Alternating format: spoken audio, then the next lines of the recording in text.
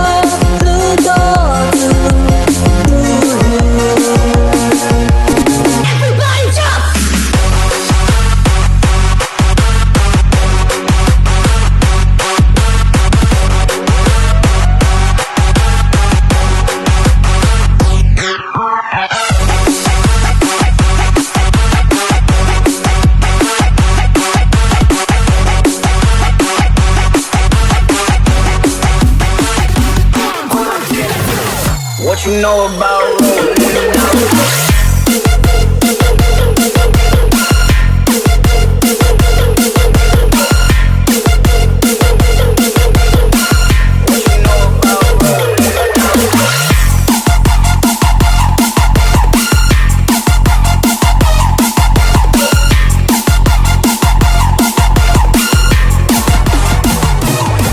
เรื่องหน้าตาดีผมไม่รับประกันแต่ถ้าเรื่องความมันผมการันตี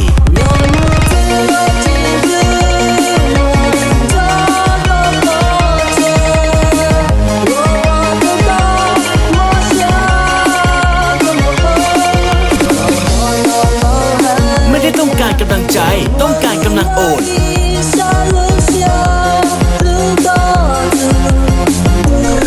อยากให้เธอได้ดีแต่ได้เธอสักทีก็ดีเหมือนกัน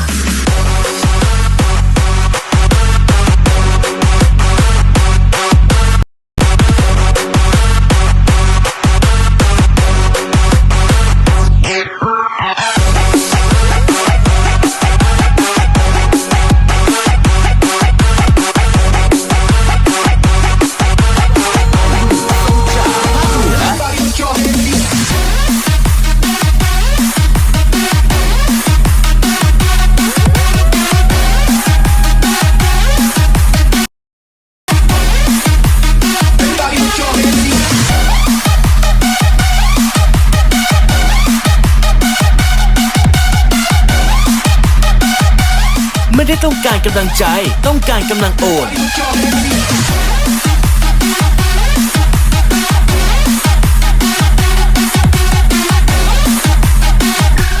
อยากให้เธอได้ดีแต่ได้เธอสักทีก็ดีเหมือนกัน